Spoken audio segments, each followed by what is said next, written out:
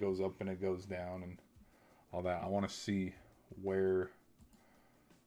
Let me get it popped up. Let me see here where. Here we go. Look at this.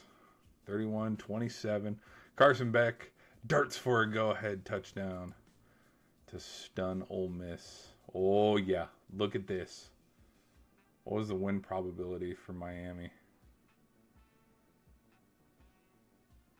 What is it?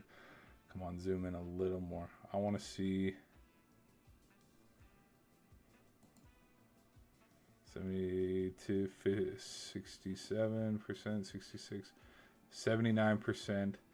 So it's 79 right here, and it's much further down right here for like a split second. I can't even split it in the middle, but it's around a 73%, which I mean rightfully so, because I mean when he was asked to do it, and you know, when the stakes were the highest, what was Chambliss able to do? March down the field and freaking hit his tight end in the flat. Like, this wasn't just, okay, we're at the goal line, whatever, just a little dink and dunk 3-yard pass like Brady Gronk. No, he hit the corner flat, and like it was a 15-yard, like it was exactly how the Georgia game was, which was pretty damn impressive in my book. It was right, yeah, 24.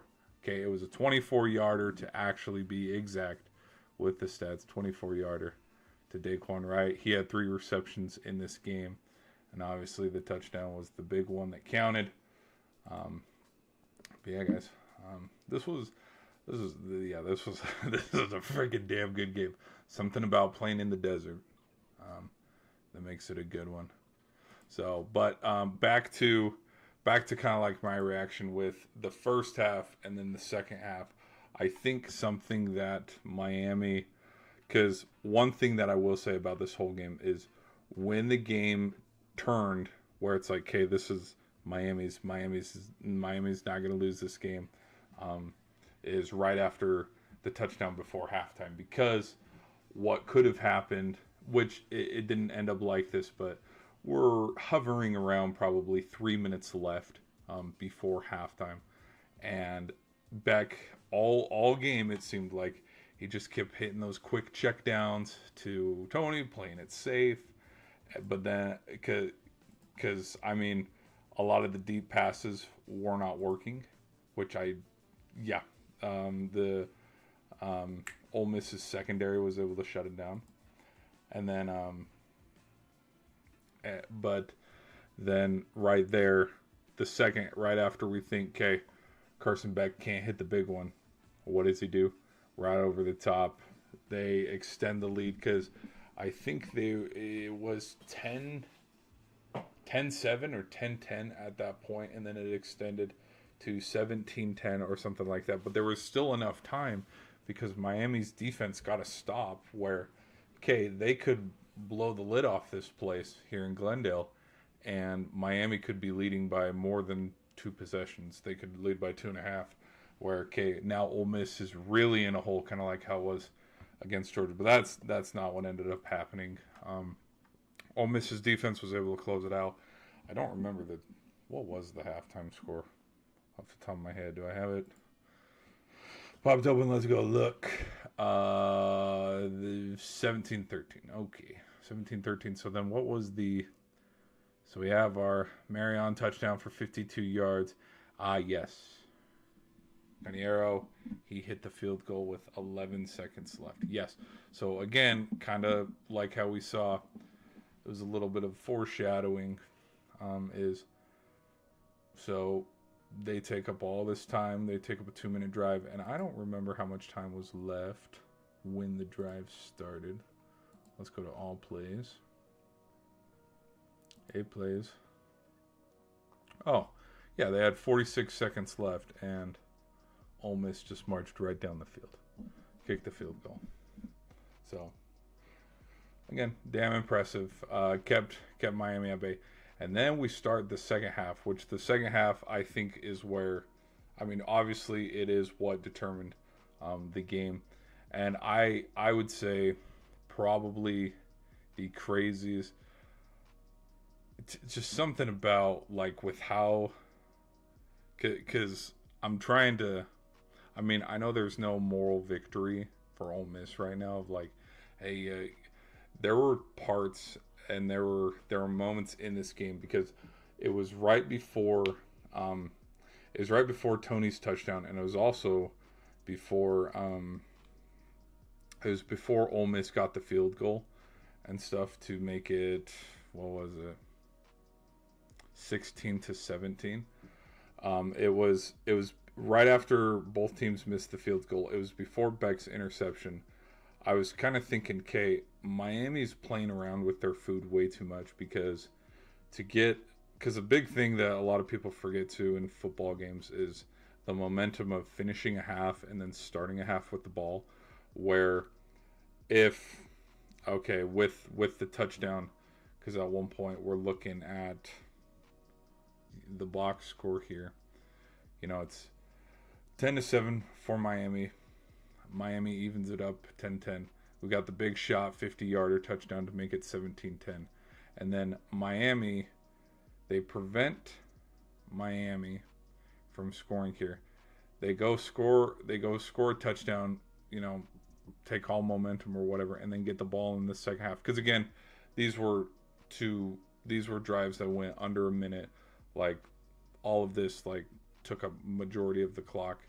Okay, from 17-10, there is a 14-point swing from them being equal here at 10 apiece to potentially, if Miami finished the half with a touchdown and then started the half with a touchdown, it is 24-10. But Ole Miss's defense was able to stop it. And the other thing too, I will say is, again with the analogy of okay, they were playing with their food, is there were a lot. Now don't get me wrong, because it ended up working because they hit him in a slip screen that he was able to cut back inside and take it to the house for a touchdown. But you could see there was the deep shot that was perfectly executed and blocked by the defender. But how many times did they pass it to Tony?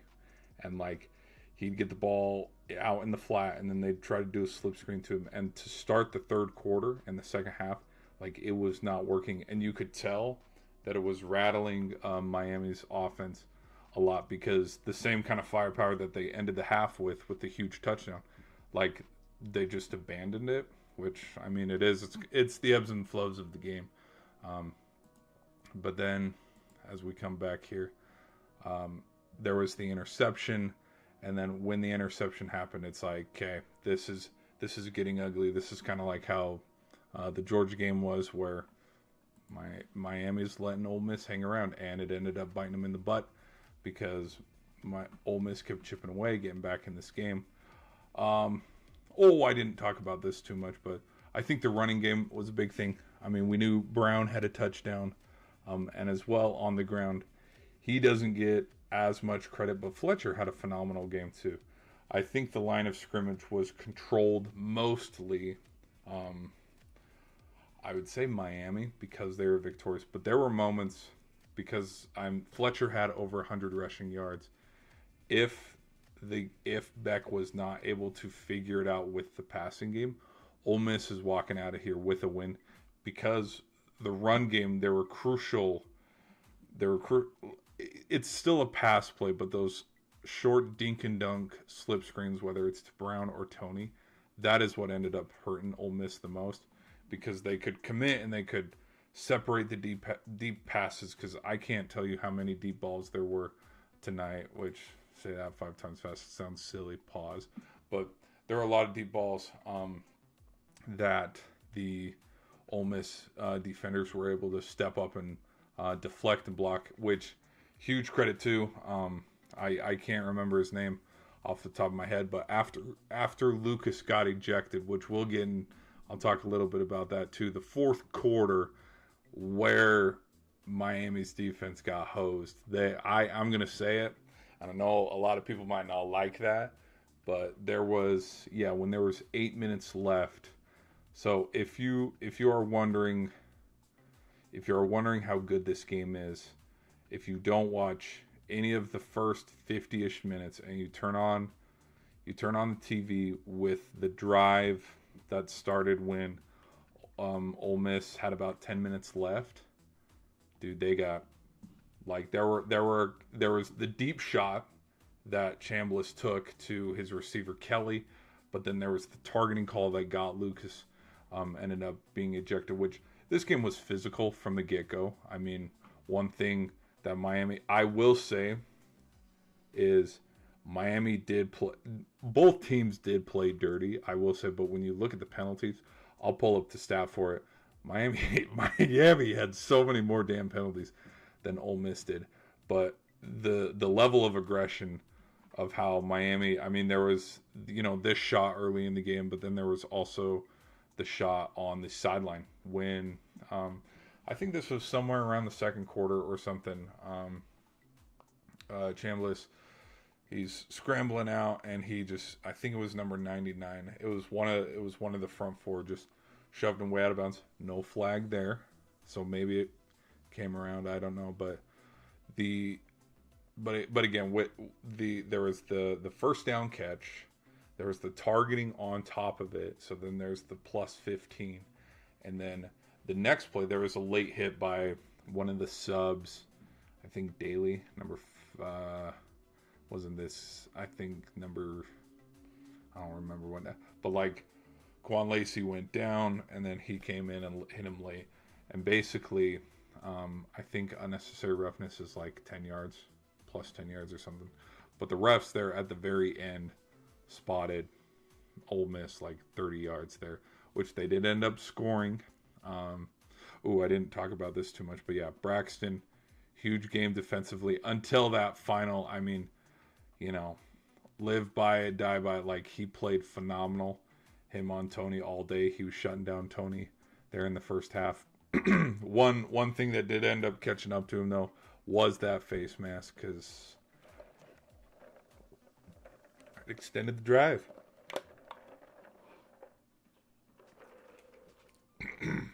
Excuse me.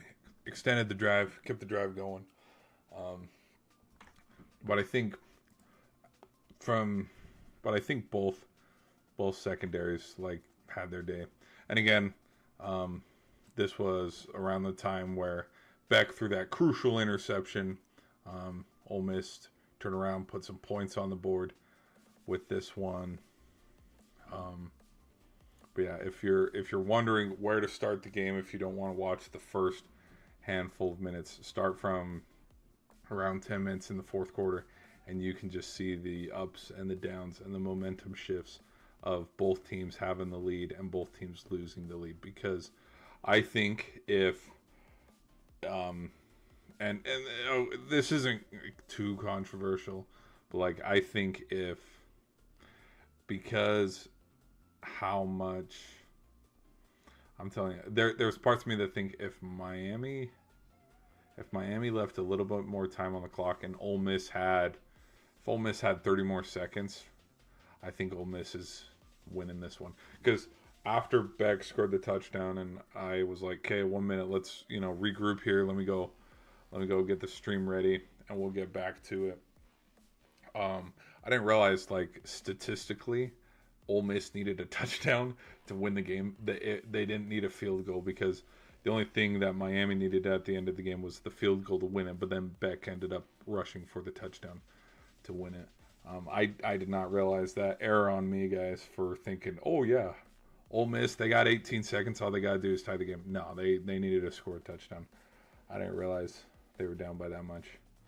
But I think Chambliss came to play, though, and I think he definitely stepped up. What's cool about, I'll admit I slept on it a little bit, is how one thing that I noticed with Chambliss is that every single game that he played, this one, I mean, you kind of got to take it with a grain of salt a little bit, because you can look at certain points that you want to look at.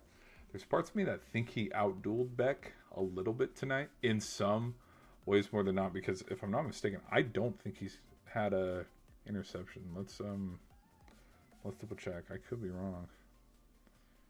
No, let me hold on. I gotta pull it up. Okay, here we go. I don't think he had an interception. I could be wrong. Yeah, no. 277, 23 for 37, 23 for 37. Whoa! They threw the exact same amount of... Yo, that is... Oh my gosh, that's crazy. That was freaking crazy. That's crazy. Well, and two, this wasn't a crazy turnover game either. Um, both teams were pretty responsible with the ball, and the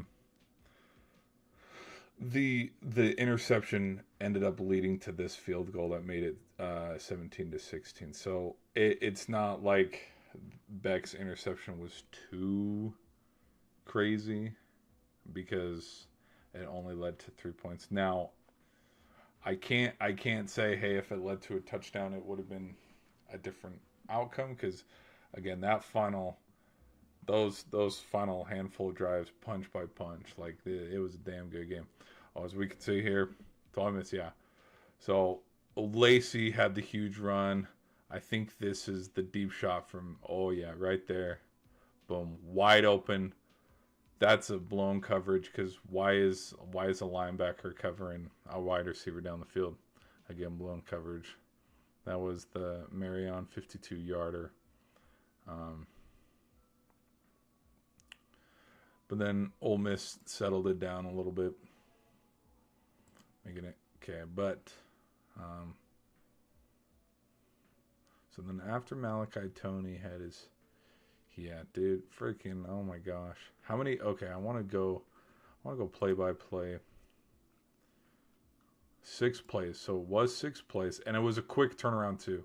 Because the other stat, where is it? Look at this stat. 41 minutes. I don't remember what the time of possession was for the first half, but there was a time and moment somewhere in the second half where Miami had the ball for 30 minutes more than Ole Miss did. Like, it was freaking crazy. And part of me was thinking, what if Miami has more time of possession, but they end up losing this game? That would have been absolutely hilarious.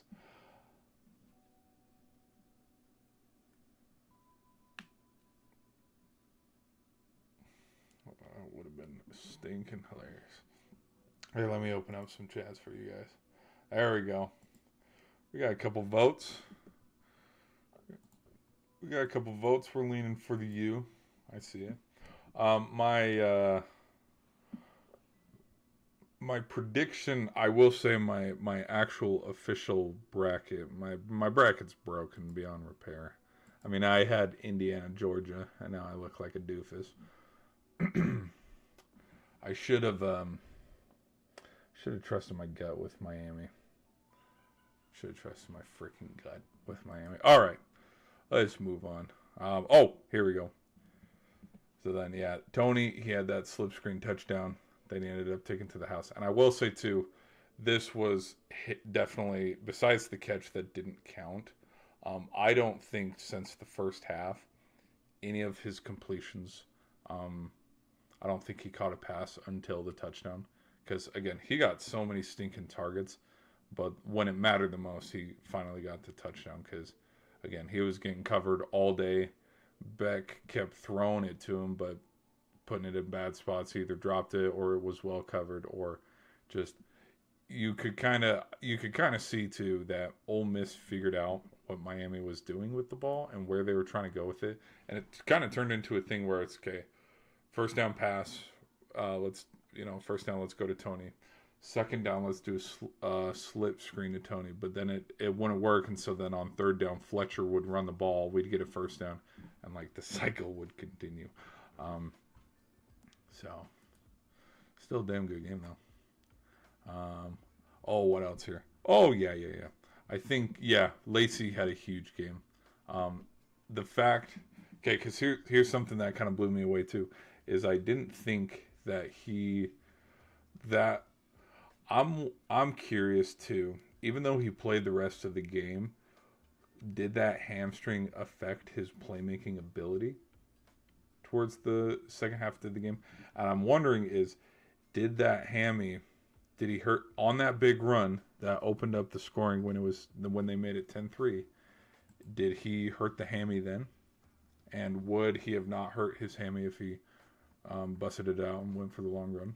I don't know. It was still a damn good run. Again, both defenses that coming into this game, everybody was talking about like the line of scrimmage and how, oh, Miami's going to get after it.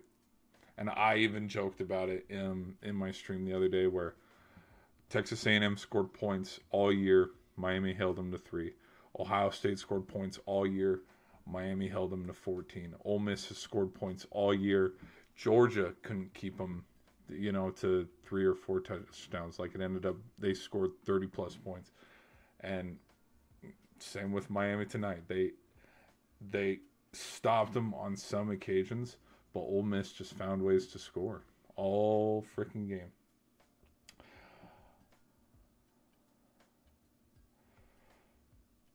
Yeah, well, A&M.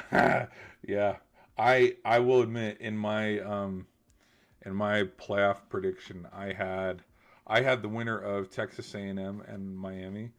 Whoever won that game, I had them going all the way to the Fiesta Bowl, and I had them playing Georgia in the Fiesta Bowl. But that didn't end up happening. Ole Miss had other plans, and yeah, still a damn good game. Still a damn freaking good game. All right, what else can we talk about? Yeah, here's the touchdown that Trinidad had at the very end of the game that gave them the lead. And the other crazy thing, too, is with how the flow of the game went, where a lot of the possessions, too, that did, whether they ended in a field goal, because I think both teams' kickers played phenomenal today. They both had a really good game because they both had made kicks and they both had missed kicks, so you can't say one was better than the other. I mean, they both had long distance field goals. But like with how the first half rolled into the second half of just time of possession, if you want to look at it that way,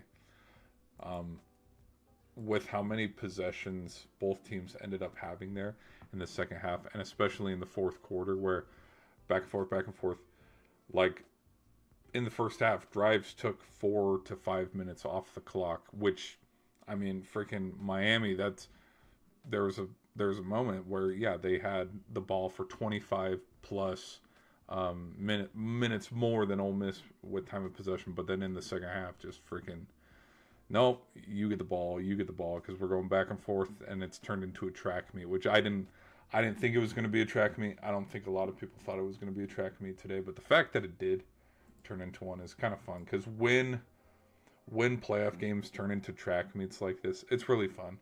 And this, I'm getting the vibe too of remember when TCU played Michigan and beat them a couple years ago. That's what this had the feeling and the vibes of.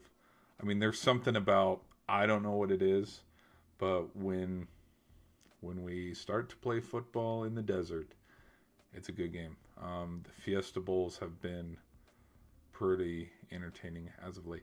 I will admit, I mean, if we're going to go year by year, last year's wasn't, because, I mean, Penn State was too much to handle for Boise State.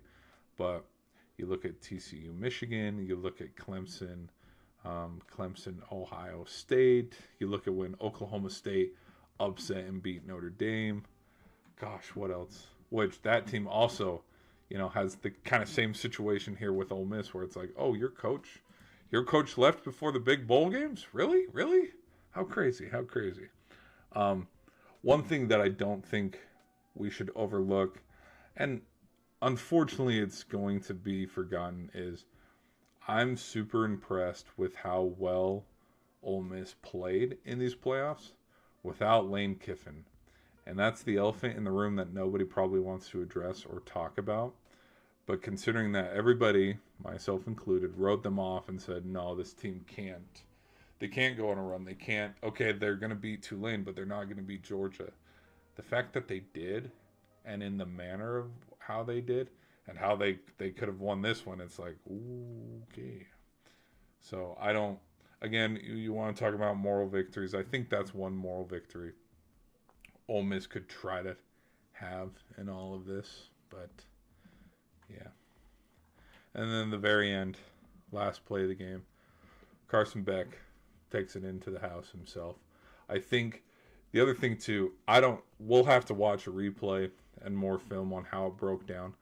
I think everybody was so committed to the flats and covering receivers that it just left him open for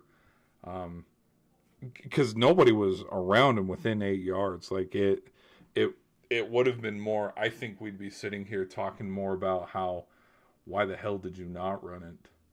You know, if he did force a pass, because I think it's just one of those things where it's a little blip where, oh, whoops, we forgot about his ability to run the ball. Which I think a cool full story moment of Beck is how I didn't personally, how we all wrote him off and thought he was a bum. Now, I've made jokes and I've joked about, you know, there are some games where he was really good and really sloppy with Georgia. There's parts of me that think some of it is him, but it also might just have to do with just play calling at Georgia. Because there was, and you could see it, there was a difference between what Georgia was like in 2023 versus Georgia in 2024. There really was. If I'm not mistaken, I think Beck was in talks for the Heisman in 2023. Let's look at Heisman votes 2023. Like I know Penix and Bo Nix and Dean Daniels. Oh, what the hell? No, he wasn't. Okay, never mind. I don't know why my brain thought he was. Because, yeah, Dean Daniels, Michael Penix, Bo Nix, Marvin Harrison, Jordan Travis. Which, dude, if he stayed healthy, I will say this, and this might sound crazy. If Jordan Travis stayed healthy, I think Florida State might be winning the national championship that year, but he's definitely probably winning the Heisman.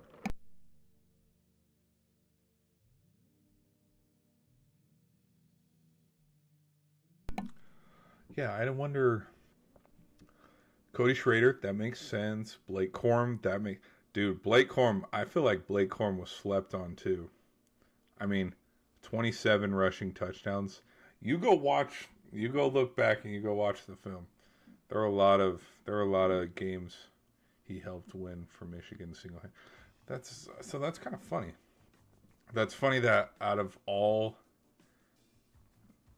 not the accolades, but like the wins that Georgia had in 2023, where their only loss was in the SEC championship, he wasn't even top 10 in voting for Heisman. Interesting. All right. Charlie Weiss. Oh yeah, I didn't follow along with that. Yeah, I don't know who actually. I don't know who left and who stayed, because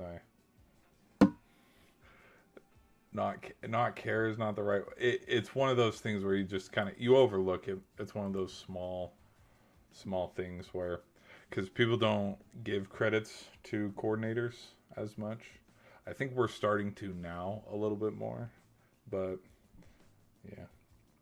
Desmond Williams did all that trolling and transfer portal, lost his agent just to return. Yep. He shot himself in the foot, which that's a funny story to. Well, I'm interested to see where that goes. Where we'll see where it ends up. Yeah, guys, that's my thought on the Fiesta Bowl, man. It's a good one. I wonder how many, because I think, if I'm not mistaken, I think Lacey has a couple more years of eligibility. There's parts of me that I'm wondering, where would Ole Miss go from here with how good they played, because they did play good, and they did have a damn good season. Which, the other thing too is, a lot of people are going to forget this, is coming into the season 2 when people talked about Ole Miss and how, okay, Jackson Dart's not going to be there anymore. People were talking about how this was going to be a rebuild year for the Rebels. And so the fact that they got to the semifinal on a rebuild year, and not only the semifinal on a rebuild year, but they also got to the semifinal without their head coach, who left after rivalry week.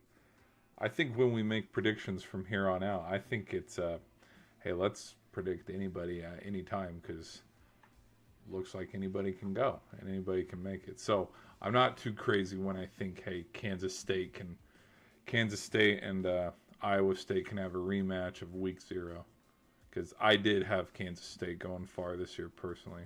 But that's in my own personal predictions. I don't even remember.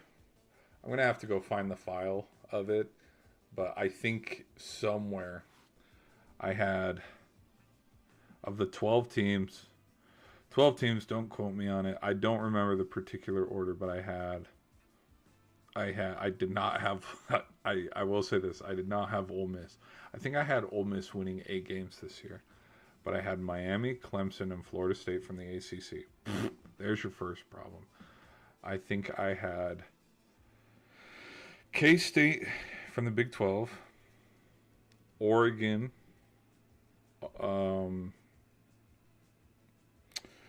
Georgia,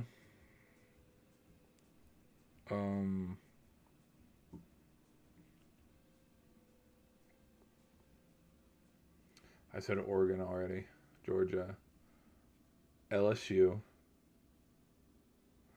I don't think I had Penn State. I think instead of Penn State, I had Oregon. I did not have Indiana.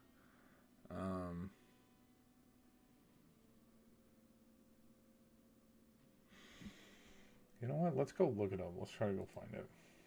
Wait, let's just go look at standings here. Let's just go look at standings and I'll point them out.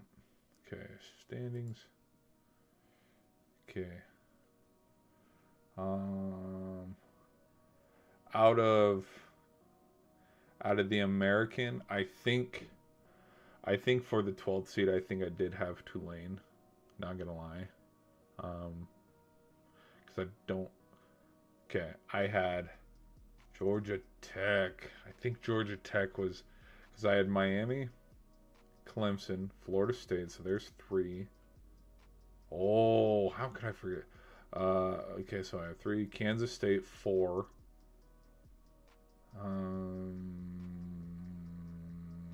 Did I have Arizona? I don't remember if I had Arizona State. But I didn't have BYU or Texas Tech either. Maybe I did have Iowa State. 5.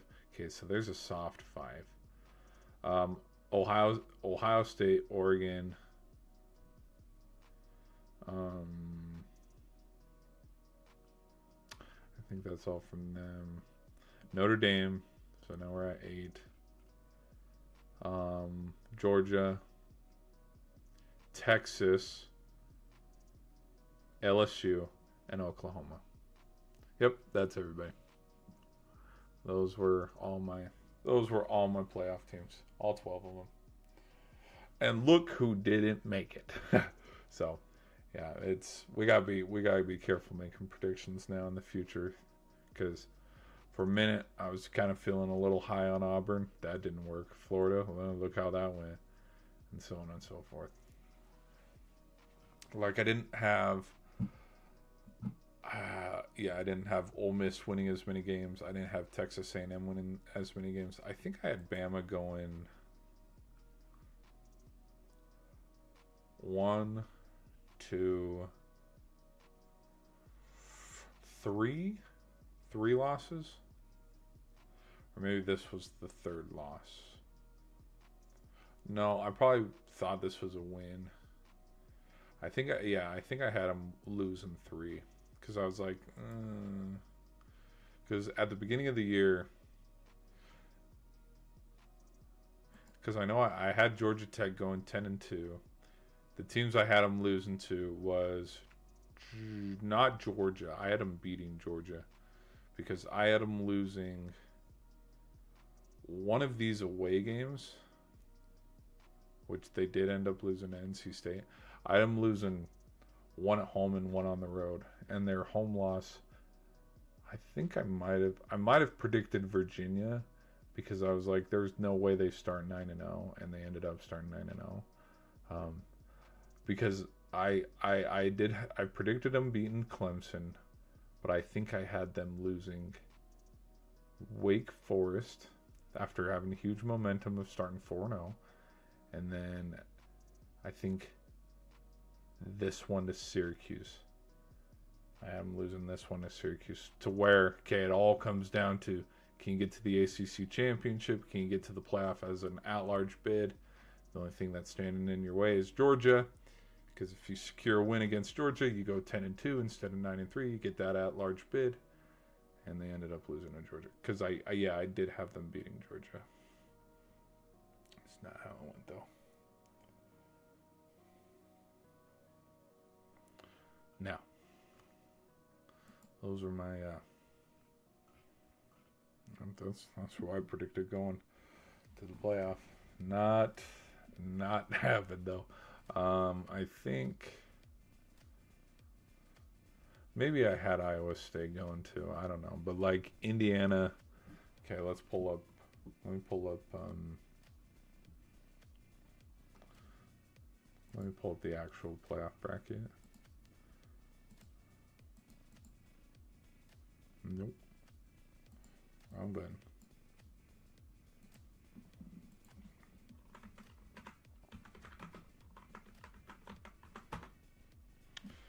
All right.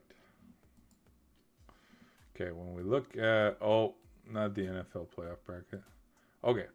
Is this, no, this isn't the thing, because look, one of these things is not like the other. Hey, you're not supposed to go there. Okay, hold on. College football playoff bracket. Okay, here we go. Yes. Okay. Did I predict JMU? No. No. Did I predict Tulane? I think I did, because I think I did respect the Power 5, and it was gonna be the winner of the Mountain West, which I did think it was either gonna go to like San Diego State or Boise State. Or I picked Tulane, or I picked Toledo. I don't remember, because that's who everybody was talking about, and because I kind of knew, okay, you're the 12 seed, you're probably not going to get far. That's why I just kind of threw it out there, just to throw it out there. But Ole Miss, no. Miami, yes. Texas A&M, no. Texas Tech, no. Oregon, yes. Bama, I don't think I did, so no. Indiana, no. Georgia, yes. Ohio State, yes. So it shows how much ball I actually know from predicting 1, 2, 3, 4, 5. 5 correct out of 12. Hey, 5 out of 12, it's a pretty good day if we're shooting hoops from the 3. Okay. Let's go look at other stats we might have ignored.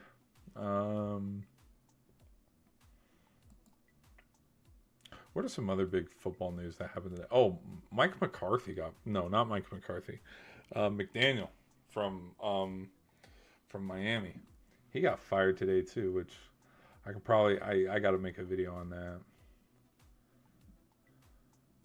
Oh, here we go. See, I told you I would talk about it later in the stream. 10 penalties compared to 4. Like Miami, both teams were getting after it, and both teams were really chippy.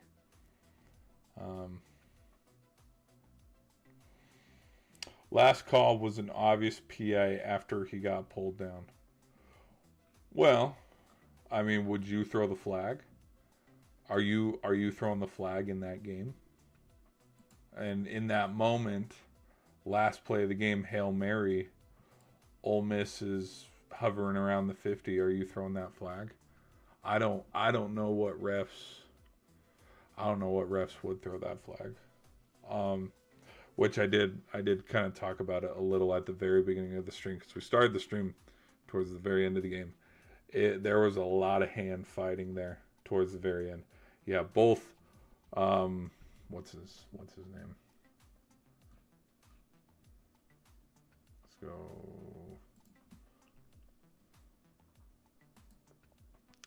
Because the corner that was covering him was the one who had to replace the guy that had got ejected. DB. Where? O'Connor, number 24. Which O'Connor almost had a pick. So Trinidad almost did throw an interception. It was the one.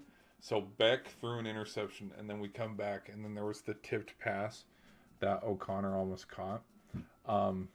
As much as it did look like it could have been pass interference, if you do watch the replay, both of them were hand fighting, and ball sailed out of the back of the end zone. Like, Trinidad did put a little bit too much mustard on it, but I don't know with how, again, it's the last play of the game. I don't know where you would have called it, and it would have been a tough call either way. Let's see if I can pull something up here. I don't want to get. Let me see. Here we go. It's got to play an ad first. We got 17 votes in the chat. Okay, good. I'm not muted. We got 17 votes in the chat, guys. I asked you who you got. We're leading towards Miami. Okay, here we go. So this is the final Hail Mary attempt. Okay, now. Okay, let's look at this in super slow-mo. Okay, hopefully I don't get hit here. You are right. There is a little bit of grabbing and there's a little bit of pushing with O'Connor. Because yes, that is textbook PI. But what it's not showing, because we can't see it on this angle, is his arm is doing the exact same thing on O'Connor's other shoulder. And again, he's falling. O'Connor's trying to lift up off of him. That ball's sailing out of the back of the end zone. We only got 1 foot in bounds. And so this wouldn't have been, if he did miraculously catch it, he didn't control possession, because we got a second elbow. So say he caught it, boom, you got to have the 2 points of contact in catching the ball. Hell of a catch. It would have been a hell of a catch, and they would have had to look at it for about a year and a half. But right, look at this. Anybody going to talk about this? No? We're just going to overlook this hands to the face? Oh, must have been the wind. Oh, and then what's this? Oh, a push off as well? Again, it's a tough bang bang call. Shot at the goal line, Hail Mary. I respect the fact that refs didn't call anything, because, I mean, it's a tough ass call. It's the last play. Hold on, come here. It's the last play. Well, and if anything too, like let's go by sequence of events here. Okay, I do not know what happened 5 yards off the line of scrimmage, so I wouldn't know what to call once we're 5 yards off the line of scrimmage. But then look at this. Once we get here, what's the first thing? Pass interference on the offense, illegal hands to the face. What's the second thing? Defensive pass interference, because at this point he has him by the horse collar. And then we got an equal here for. Then we come back here. Now he's penalizing him. And then we have the yank down pass interference of him vaulting up to try to get. Because do you see how he's lifting up? And of course, we can only predict this. And I can only predict this right now as I'm seeing it in real time, because it's super slowed down and I'm pausing and stuff. He's lifting up, but as you can see, his body's twisting and turning. That's because he's getting pulled down right here. Because if he went straight up, look how he went straight up and nobody affected him. That's why he was able to get straight up there. And again, I didn't even look at the feet. Did his left foot go out of bounds? let's look at another thing here too. Is could we have had a situation where, okay, watch the feet. Feet are good. Feet are good. Feet are good. Feet are good. No feet out of bounds. No feet out of bounds. No feet out of bounds. Oh, his head's in the way. You can't tell.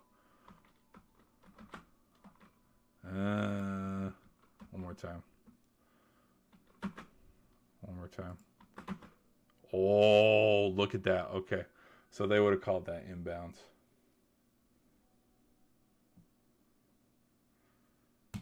Yeah, okay, he would have been in. But again, so if he did catch it, hell of a catch. It'd be catch of the century because look, he's in the corner back pylon. 50-yard bomb, Hail Mary. But I think he didn't have enough. What do we got? What more do we got here? Oh, we got just celebration. He didn't have. You got to have that extra possession, and then that knee down wouldn't have been enough. Because see how his hand is right. Like I don't know. I bet a lot of people are like, "Phew! At least it didn't happen that way." But yeah, I think there was a lot of hand fighting either way, but I don't know. I don't know what ref is going to call that because they did make a lot of penalty. Like, dude, there were 14 penalties in this game.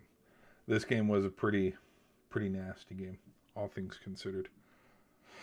But I don't think there was a wow, look at that kind of, because I mean the penalty, because if and again I'm trying to look at this objectively, if there was a wow, like, okay, this team just got fetched over, the penalties that gave Ole Miss 30 extra yards that they ended up scoring on a touchdown, Miami came right back and scored with Tony.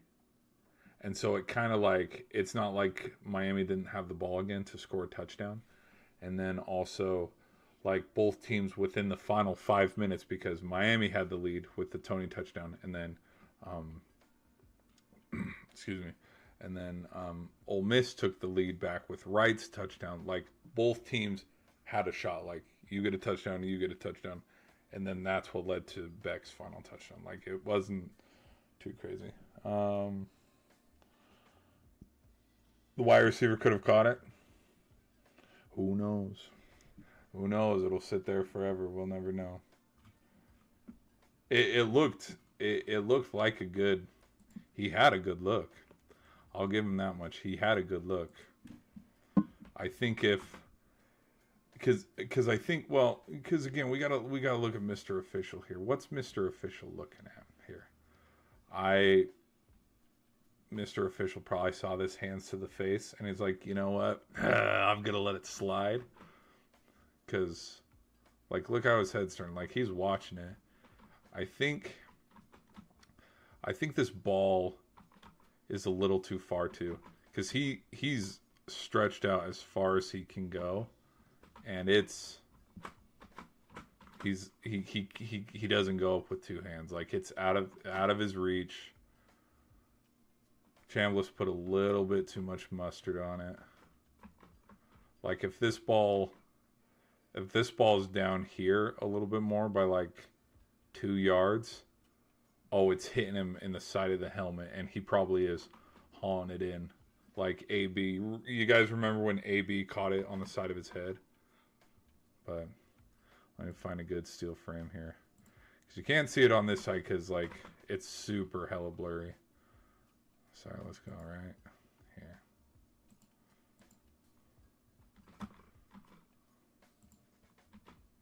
Okay, here comes the ball. Oh, one more. Oh! That is the best shot we're going to have. Let me pause it right here. Look at that, guys. Fingertips catch. Just out of the reach of his fingertips. But I don't know.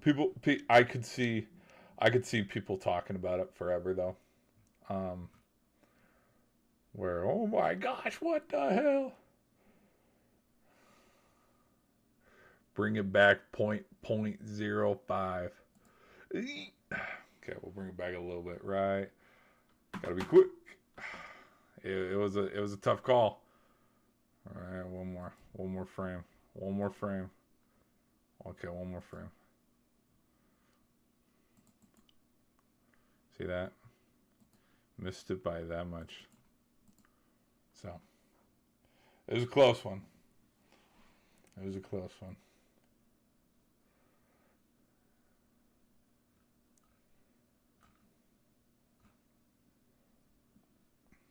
I don't think Ole Miss.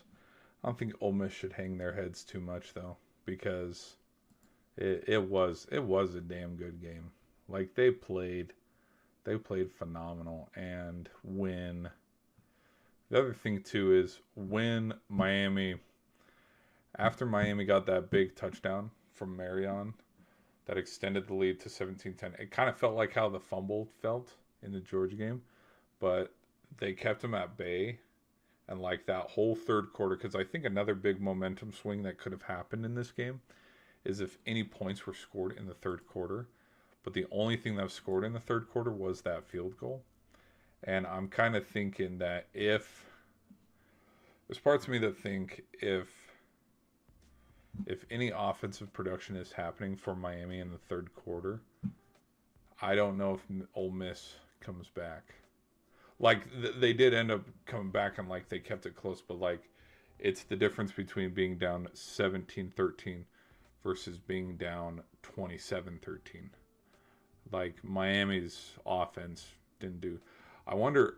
I'll want to rewatch the game or watch highlights or something. But like, what happened? Like, was there an injury? Maybe an injury or something happened that led it to the point where, yeah, there was no offensive production at all in the third quarter. But then in the fourth quarter, that's when they found it out. I don't know. I guess.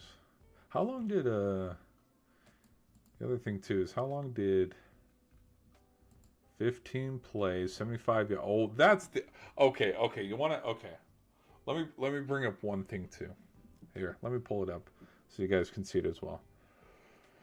Let's talk about one thing, and we might end the stream on this because we have been streaming for over an hour. Is the difference between going for two when you need to go for two versus when they need to? Huh?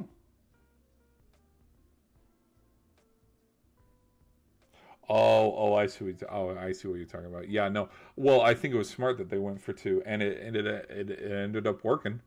Like he did catch it. The other thing too that we can't ignore is the fact that there was 3 minutes left in the game, and with how much Ole Miss's defense got after the Hurricanes, they couldn't. Like the fact that after, because again the touchdown to Wright, like it was a quick series. Like we look here, they only took a minute 51 off the board, but like both defenses. Well, actually, now that we look at it, you look at the final three drives. Neither defense got a stop. 75 yards, 75 yards, 75 yards. Like if there's any punts, like if they're able to hold Miami to a punt here or a field goal and Tony doesn't get his touchdown, then we turn around, that could have swung the game. Bad timing with a missed field goal and swapping one early for a 2-point combo. Yeah. Doink. But yeah, Ole Miss with 3 minutes letting Miami. Well, and the other thing too is this wasn't a quick series either. This was a long one. Oh, and plays, total plays. Where's the full team stats? Here we go. Total plays. Possessions. Time of possession, 41 minutes to 18 minutes. Penalties. Total yards. Damn, it won't show me, but there's a stat out there because they played it where when they compared time of possession, because Miami had over 30 and then Ole Miss had under 10. It showed plays, and Miami had doubled them on plays as well. Miami was up in the 60s or something. 60s, and Miami was hovering around the 20s. Like, they had doubled them in plays. Because I will say, and this is where I kind of feel like Ole Miss had a more explosive game, is there were more explosive plays. Because there was the 3 touchdowns, and that's about it. Those were the 3 explosive plays for Miami, but Ole Miss had a lot more big, huge chunk yardage, quicker touchdown drives. Yeah. So, all right. Let's see. I didn't check over here. We can check over here. I don't know how much. I haven't looked at my other chat. Sorry, guys. Oh, okay. We're good over here. And then over here, I asked who you guys got. 75%. We are leaning with Miami. Okay. Okay, people, but we are going to end the stream here because it is 10:40. We watched a pretty damn good game, guys. Miami was...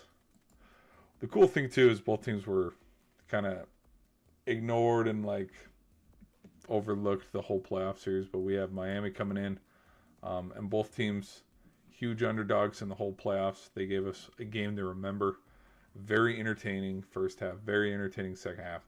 And then the fact that we have 2 lead changes there at the very end of the game just spoke to how complimentary the football was, but also the competitiveness and the level of competitiveness too. And I think that's going to show, I think, on a lot of scouting reports in the future too, because I think for Chambliss especially, because he's still right now in the process of trying to gain a 6th year of eligibility, like, oh gosh, Pavia or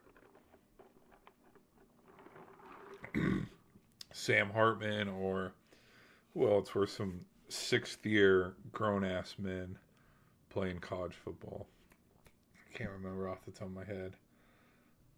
But I think if he doesn't get that extra year of eligibility, this is the perfect game on tape for his draft stock to help improve his draft stock, because he look at what he did against Georgia's defense and look at what he did against Miami's defense. Like, I will give him a lot of credit for playing absolutely phenomenal in the limited games that I watched of Ole Miss this season, because I mean, I said that in a stream earlier, that a lot of the reason why I picked Miami tonight and why I picked Miami in a lot of the games in this postseason was I watched a lot of the Hurricanes this year. The Florida State game, the Notre Dame game, the Louisville game, the SMU game. Like, it felt like if I wasn't watching Oklahoma, I was watching Penn State try to get back to 500. Clemson barely, yeah, like the typical teams. And also, what was another fun team that we watched during this season? Bama. There were a couple weeks with Bama. Oh, Oregon. Duh. Oh my gosh. Again, watched so much freaking football this year. It was fun. Sorry, people. Let's go back to the chat. Touchdown drives. What game were you watching? Ole Miss kicked field goals all night. No, they had two touchdowns. Carson Beck going to cost Miami a championship. Hey, I wouldn't. That's what I'm nervous. That's what I'm nervous about, because again, I have seen Carson Beck play absolutely phenomenal, play out of his mind, play like a champion. We've seen that, and then I've seen the games where, oh my gosh, we're losing at home to Louisville, which I wonder how Louisville's feeling right now. I want to talk about crazy. Like, Louisville beat these guys, SMU beat these guys, and I bet they're sitting at home going, "Holy shit!" Because I mean, last year SMU got into the playoff And we saw what happened to them against Penn State. SMU beat these guys in overtime. So, like, yeah. This is what's good for college football, though. As much as people talk about how hold on. When I'm trying to say this, when they're talking about, oh, we don't need the JMUs, we don't need Tulane, we don't need the Cinderella teams. It's not necessarily the Cinderella teams, but like the Tulanes or like the JMUs, because I think there will be a year probably where a 12th seed or an 11th seed goes on a run and wins the whole damn thing. There might be a year when something like that happens, and it will probably be because they have a quarterback that, like, they have a loaded roster. You know what I mean? Like Boise State, when Boise State won the Fiesta Bowl, like how many of their guys ended up going and playing in the NFL? Or you look at when Western Michigan beat Wisconsin, they had a couple guys go to the draft. When trying to think of some other upsets in the playoff.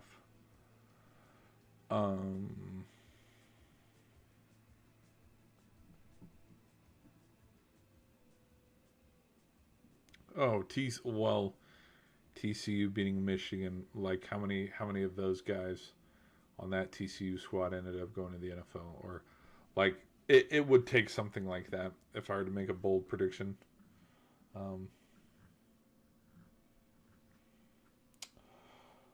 Field goals, and they had way more points they were scared to score. Yeah, I think both teams, yes, both teams left a lot of points on the board tonight. But, I mean, it was still a damn good game. Still very entertaining. Still very entertaining. I would be more concerned. Well, and then when you go look at here, let's pull it up here real quick. What I would be concerned with Miami, regardless of who wins out of Indiana and Georgia, look at how many points they gave up: a touchdown and a field goal. I'd be more concerned that, they did let Ole Miss score 27 points, but of those 27 points, 11 of them came in the fourth quarter with 7 minutes left to go. Like, Ole Miss went on that long, methodical 5-minute drive, but I'd be a little more concerned with that. With game was out of reach, you let Ole Miss hang around, you let Ole Miss get the lead, and then you had to go on your own, phenomenal game-winning drive to win the game. That's what I'd be more concerned about, because there's parts of me, whether it's Oregon or Indiana, which I'm still leaning Oregon, and I know, crazy for thinking that. There's parts of me that think Oregon's defense or Indiana's defense, they're not gonna give up that touchdown to Beck. Like, they'll find a way, and they'll get a stop. They'll get a. The other thing too is third down conversions and fourth down conversions. There's not actually. Oh, there is a stat here. Look how many times. Look how many times Miami didn't get off the field when they didn't need to.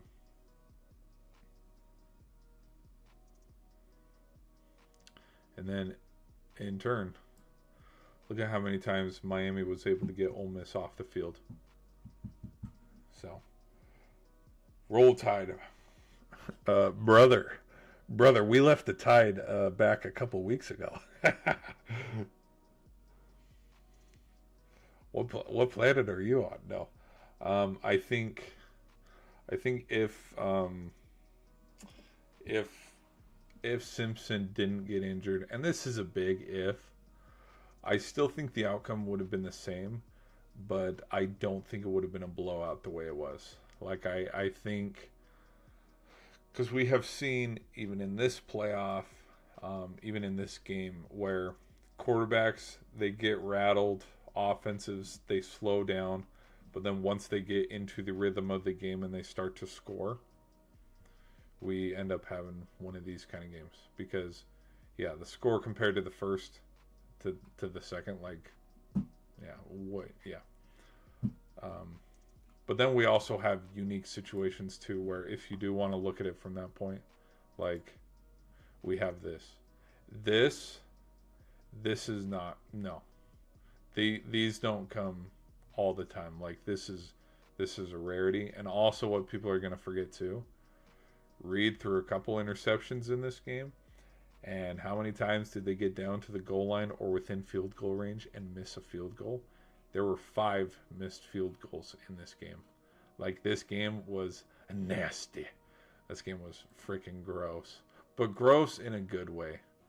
Because here, let's go to field goals. What, show field goals? Fullbacks are kicking. Yeah, 1 for 4. 0 for 1. Yeah. This is a nasty game. So, alright guys, we are going to end the stream here. Thank you for all the votes. We had 62% rolling with Miami tonight. People on the shorts end, we're going to do a hard out here, but I thank you guys for all the subs. Be sure to hit that sub button on the way out. I appreciate it a lot. Hope you guys enjoyed the game just as much as I did. But I'll see you guys in another stream.